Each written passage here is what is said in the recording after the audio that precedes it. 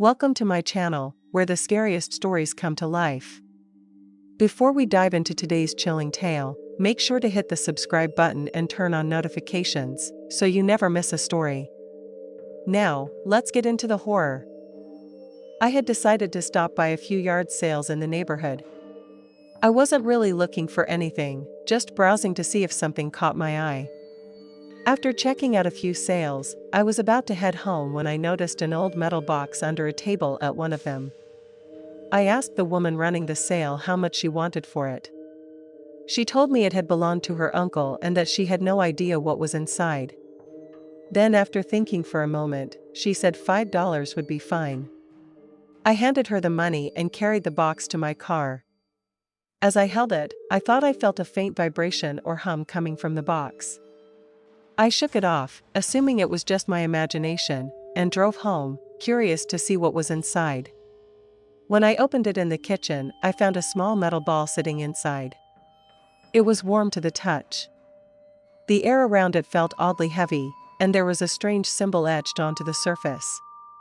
Underneath the ball were a few old papers, yellowed with age, filled with bizarre diagrams and complex equations that I couldn't begin to understand. I figured I'd ask online and maybe someone would know more. I took a picture of the glowing metal ball and posted it on a forum, asking if anyone had ever seen anything like it. Most of the replies were jokes. People said it looked like something from a sci-fi movie or claimed it was alien tech. But one comment stood out. It said, "Get rid of it. It's radioactive." My stomach dropped. I backed away from the box, suddenly feeling uneasy. I didn't know what to do. Should I call someone? Who would I even call? Then I got a private message from someone claiming to work in nuclear safety. They told me not to touch the object anymore, to move it to a safe place, and that they would help guide me through what to do next. I followed their instructions exactly. I carefully carried the box out to the garage, keeping my distance, and placed it inside a plastic container. The person messaged me again, asking for details. They wanted to know the size of the ball, its color, and more about the papers. They explained that warm metal objects like this could be radioactive, especially if they were old lab samples or industrial materials. They urged me to call the authorities. As scared as I was, I knew they were right. I called the police, and they quickly transferred me to a state agency that handles hazardous materials. About an hour later, a team showed up at my house in protective suits, carrying special equipment.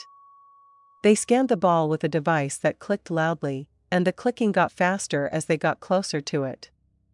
One of them looked at me and said it was a good thing I hadn't kept it inside the house for long.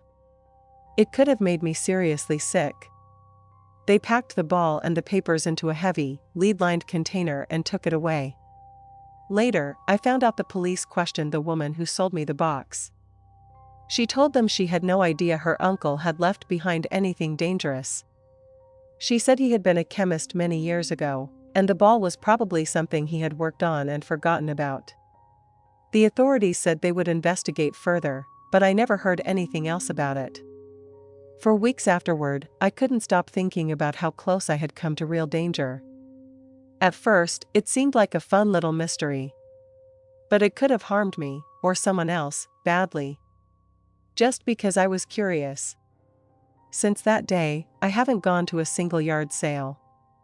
The whole experience changed the way I look at second-hand stuff. Now, every time I see an old or unusual object for sale, I hesitate.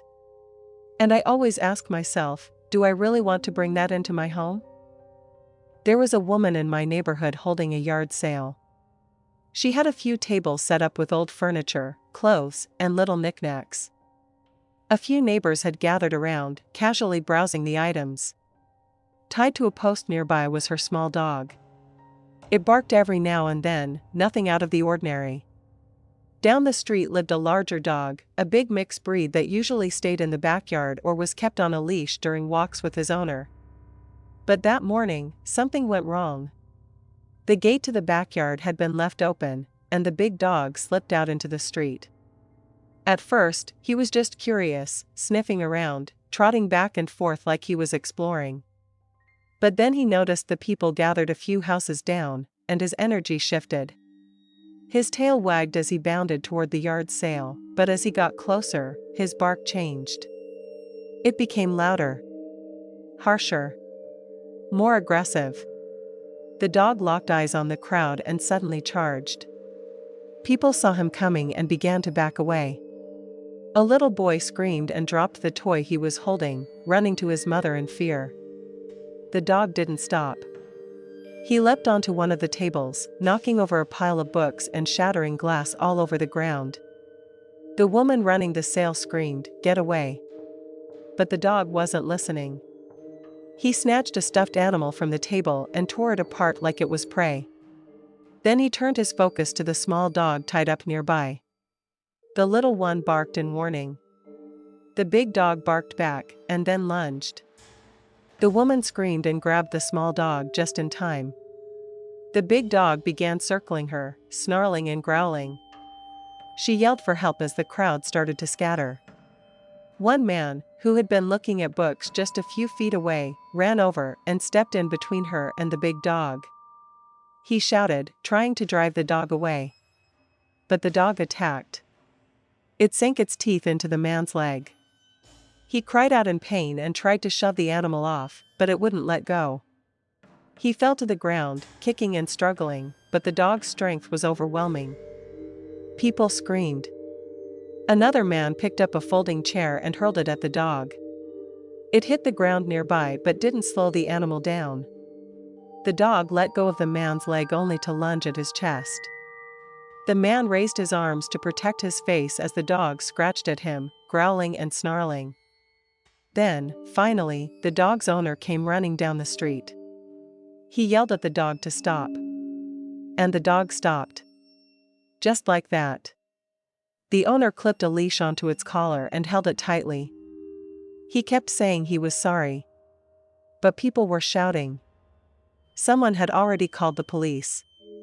Paramedics arrived quickly and began treating the injured man before taking him away in an ambulance.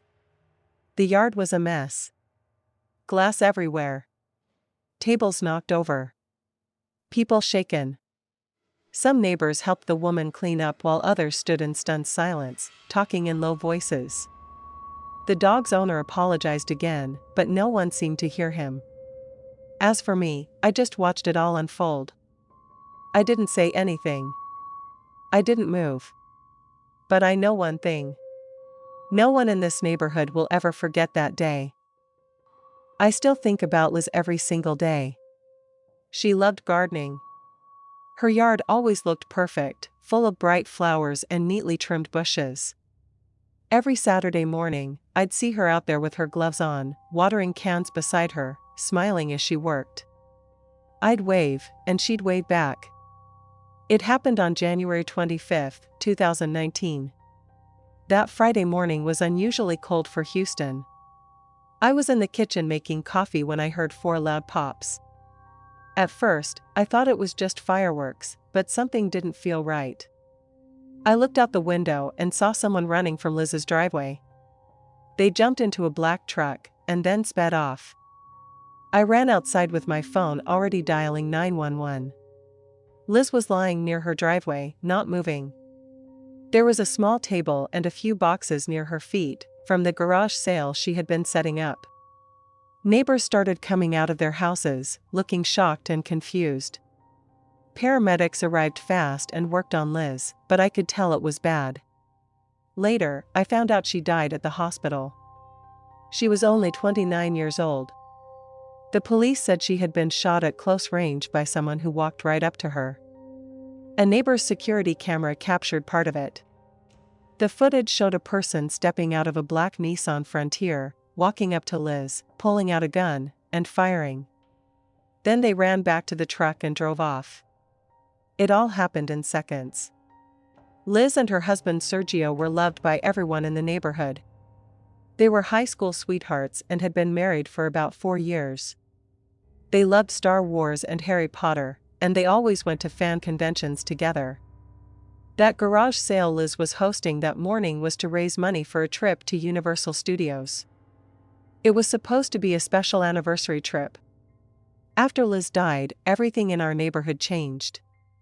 People were scared, unsure, and full of questions. Was it someone she knew? Was it a random act? Why would anyone hurt her? The police interviewed neighbors, collected footage, and released the video to the public, hoping someone would recognize the suspect or the truck. But no one came forward. I couldn't stop thinking about that morning. Could I have seen more? Could I have remembered a license plate? That guilt sat on me like a weight I couldn't shake off. Every time I looked out my window, I hoped to see Liz in her yard again.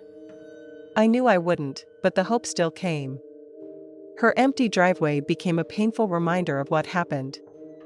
Sergio moved out a few months later. I didn't blame him. That house held too many memories. It was eventually sold, and a new couple moved in. They're nice, but to me, it will always be Liz's house. Years have gone by, but the case remains unsolved.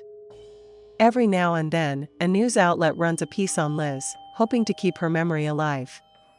The reward for information has grown, but no one has stepped forward.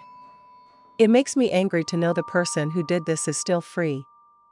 I joined a local group that helps bring attention to unsolved cases. We hand out flyers, hold events, and do whatever we can to keep stories like Liz's in the public eye. It may not be much, but it feels like something. Liz deserves justice. Her family deserves peace.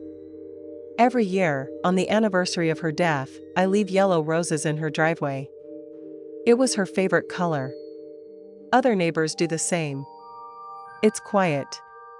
It's simple. But it means we haven't forgotten. Sometimes, late at night, I stare out my window and wonder if the answer is closer than we think. Did someone see something and stay silent? Could the killer still be nearby? Is the truth hiding in plain sight? Not knowing has been the hardest part. Liz's death taught me that life is fragile. That horrible things can happen for no reason at all. But it also showed me how strong a community can be when it comes together. We're more watchful now. We care for one another more. We don't take the small things for granted. I miss Liz. I miss her smile and her gentle kindness. And I carry her memory with me. We're still trying. We won't stop until she gets the justice she deserves. Thanks for sticking around till the end. If you enjoyed the story, don't forget to give the video a like and leave a comment with your thoughts. And if you haven't already, hit that subscribe button and turn on notifications so you never miss a terrifying tale. See you in the next one.